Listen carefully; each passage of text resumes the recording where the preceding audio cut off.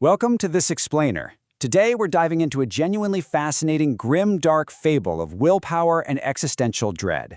We're going to decode the Fictarian dialectic through this epic, metaphysical clash between pure fire and absolute nothingness. It's the story of a lone figure we call the Wanderer, who's descending into a terrifying abyss, and the cold, observing entity that is literally just calculating his inevitable demise.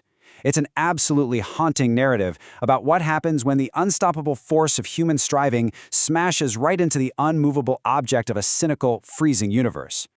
We kick things off with this incredibly chilling question, whispered by a primordial demon deep within the story.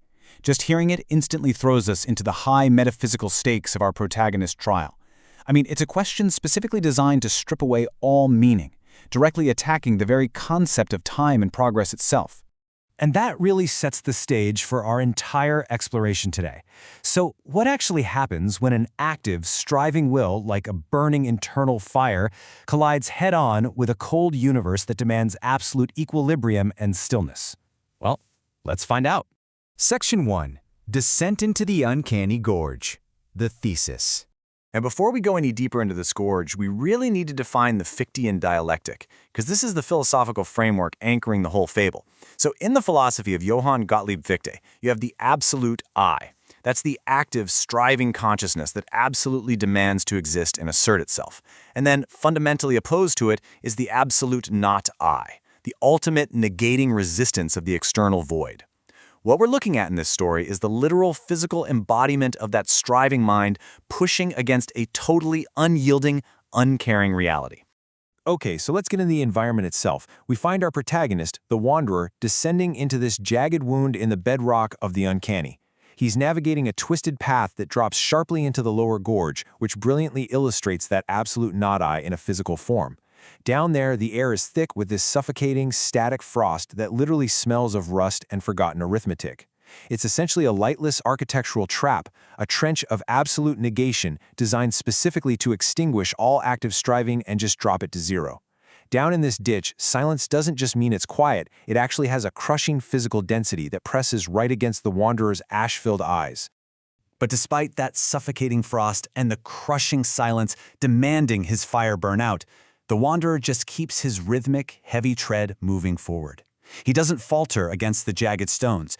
Instead, his burning copper veins act as the sole source of heat in the entire trench, fiercely pushing back against the absolute negation of the gorge around him. Section 2. The Primordial Demon's Trial. The Antithesis.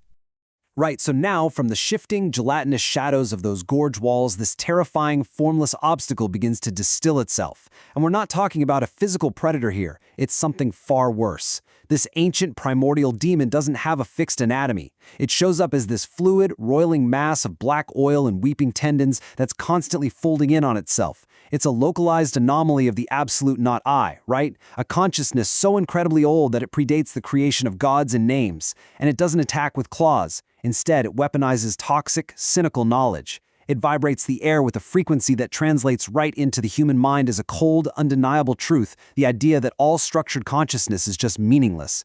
Solidifying momentarily into this twisted mockery of a cracked mirror, the entity forces the Wanderer to look at his own transfigured anatomy. With this mocking, pitying scrape of a voice, it whispers a pretty harsh truth. The demon calls him out, totally scorning his title as the sovereign of high time. It basically tells him that his striving is nothing more than a brief, frantic expenditure of heat, a temporary delay of an inevitable cosmic freeze that only proves how deeply he fears the dark. Now here is the absolutely crucial point. The Wanderer doesn't argue with this nihilism. With his eyes converted to ash, he quietly senses the demon purely as a zone of intense, localized resistance. He knows, intuitively, that arguing with cynical philosophy actually grants it power, because arguing admits that the self needs some kind of cosmic justification to exist. So instead, he just internalizes that freezing pressure. He uses the sheer weight of the demon's negation to compress and intensify his internal flame, taking his copper veins from a dull glow to a blinding white-hot current. Section 3. The Laboratory of Nothingness, the Observer. Let's abruptly shift our perspective now, miles above this dark abyss, up to a completely sterile clinical vantage point.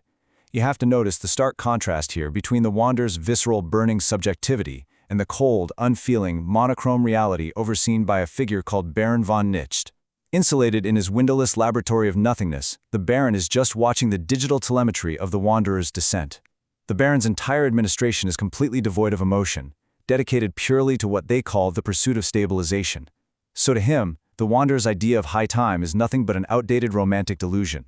If we look at the Baron's clinical ledger, we can see he views the Wanderer's heroic, agonizing struggle simply as raw data. That's it.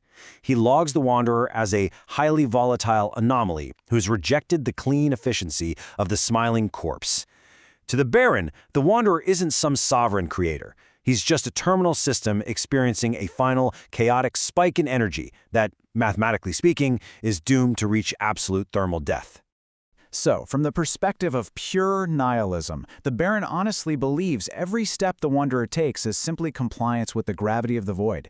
He watches his monitors, murmuring without any malice or admiration that the Wanderer is basically just filing his own record into their system of containment, one burning footstep at a time.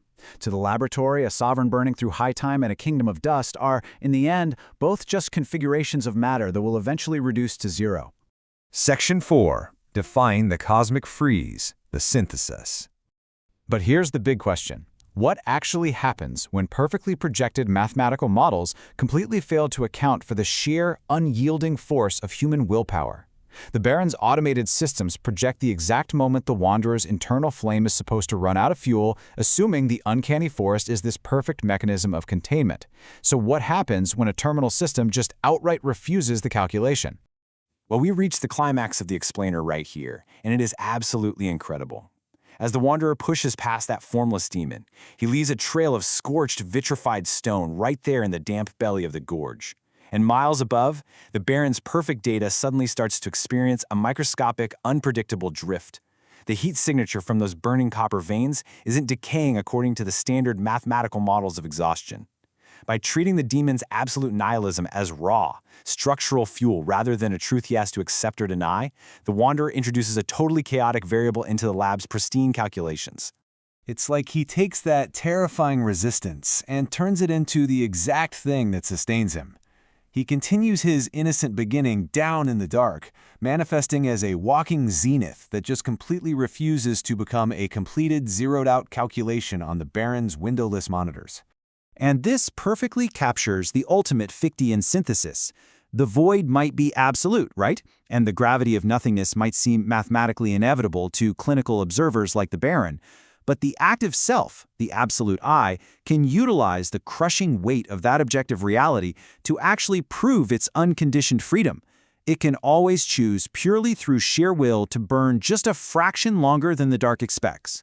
So we'll leave you with this final thought for your own life, drawn straight from the Wanderer's descent.